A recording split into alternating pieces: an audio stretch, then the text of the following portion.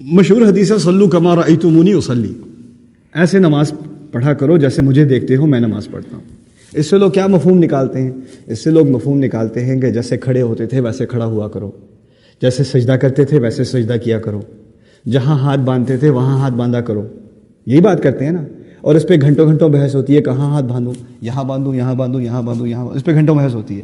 دیکھو جب رسول صلی اللہ علیہ وسلم نے کہا جیسے میں نماز پڑھتا ہوں ویسے پڑھا کرو، کبھی سوچا صحابہ کے ہاں اختلاف تھا کہاں ہاتھ رکھیں؟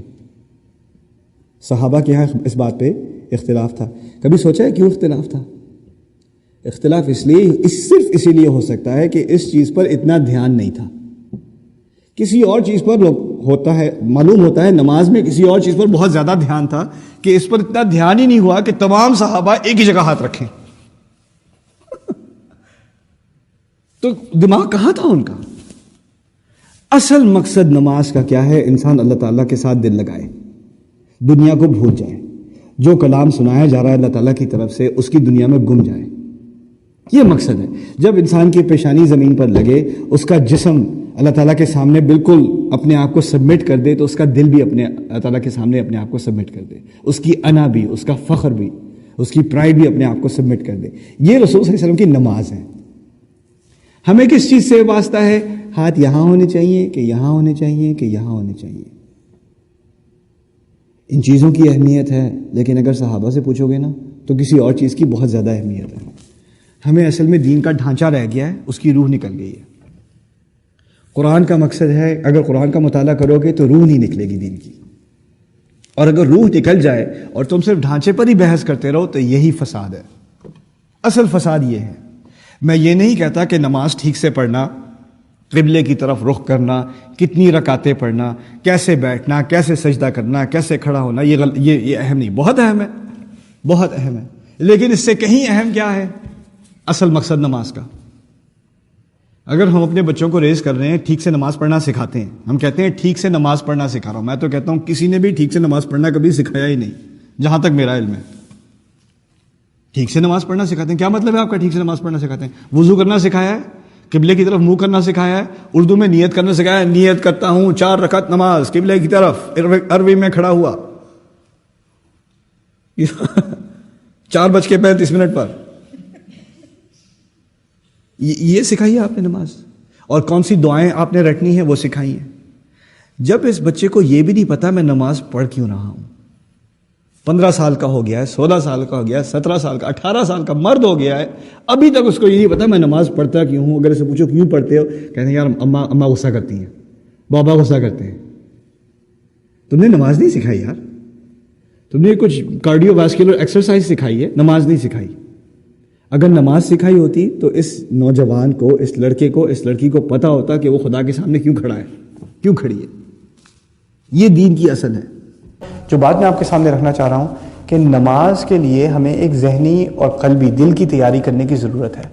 نماز کے لیے وضو تو ہم کر لیتے ہیں، کپڑے صاف پہن لیتے ہیں، قبلے کی طرف رخ کر لیتے ہیں، جو دعائیں کرنی ہیں، جو صورتیں پڑھنی ہیں وہ ہمیں یاد ہیں، وہ ٹھیک ہے، وہ سب ظاہری ہے، وہ سب اوپر کی نماز ہے۔ وہ نماز کی اثر ہمارے اندر کیا ہو رہا ہے، خشوع کہاں ہے؟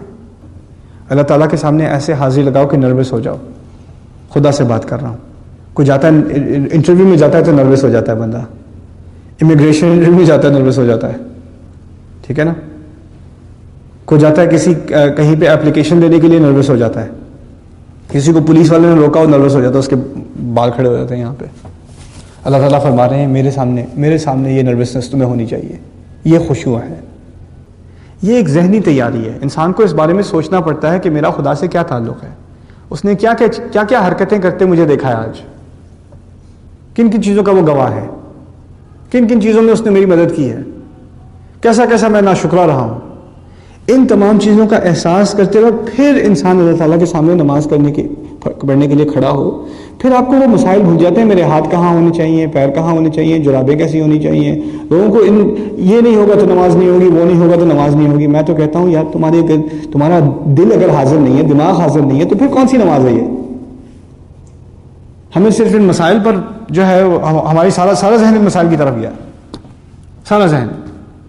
رسول صلی اللہ علیہ وسلم کی اتنی خوبصورت حدیث ہے، صلو کما رأیتمونی اصلی، آخری بات کر رہا ہوں آپ سے، ایسے نماز پڑھا کرو جیسے مجھے دیکھتے ہو پڑھتے ہوئے۔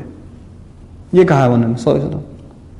ہم نے اس سے کیا معنی نکالا ہے؟ ہاتھ کہاں ہونے چاہیے، پیر کہاں ہونے چاہیے، اور رکوع میں کیسے کمر کیسے ہونی چاہیے، سجدہ کیسے، ہاتھ کتنی دور ہونے چاہیے، وہ باتیں سب اپنی جگہ ضروری ہیں. لیکن جو اصل رسول صلی اللہ علیہ وسلم کی نماز ہے، نماز میں کھڑے ہیں، اللہ تعالیٰ کے سامنے رو رہے ہیں، ایک ایک آیت کو دوبارہ دہرا رہے ہیں، ہر آیت کے بعد ان کا ایک رسپانس ہے، ایک ری ایکشن ہے. کتنی سنتیں ہیں رسول صلی اللہ علیہ وسلم کی کہ قرآن کی آیت جو ہے وہ پڑھ رہے ہیں اور ایسے جیسے مکالمہ ہو رہا ہے. الیس اللہ باحکم الحاکمین بلا انک احکم الحاکمین الیس ذلک بقادر علی ان یحیی الموتى بلا انک علی کل شیء قدیر. سورہ قیامہ کی آخری آیت ہے. کیا وہ ہستی اس قابل نہیں، اس میں اتنی صلاحیت نہیں کہ وہ مردے کو زندہ کر دے؟ بے شک، اور یہ قرآن کی آیت نہیں ہے، یہ رسول صلی اللہ علیہ وسلم کا آگے سے جواب. بے شک تو ہر چیز پر قادر ہے. اللہ اکبر. قرآن سے بات کر رہے ہیں رسول صلی اللہ علیہ وسلم نماز کے دوران. پھر کہتے ہیں ایسے پڑھا کرو نماز جیسے مجھے دیکھتے ہو پڑھتے ہوئے. اندازہ کیجئے ہم کہاں آ گئے ہیں، کہاں پہنچ چکے ہیں. ٹھیک ہے آپ کو زیادہ قرآن نہیں یاد، جو تھوڑا سا یاد ہے اس پر تو تدبر کر لو، اس کے بارے میں سوچ لو، اس کے بارے میں سوچ لو. اس سے بھی زندگی بدل جاتی ہے انسان کی. نماز سے پوری زندگی بدل جاتی ہے انسان کی. اب آپ اندازہ کیجئے اس قوم کی جو شناخت ہے، جو آئیڈینٹی ہے، ہماری قوم کی آئیڈینٹی ہے قبلے سے. اصل میں ہمیں امت بتایا گیا ہے، سورہ بقرہ میں آگے جا کر ہمیں امت بتایا گیا ہے جب قبلہ بدلا ہے. وَكَذَلِكَ جَعَلْنَاكُمْ أُمَّةً وَسَطًا.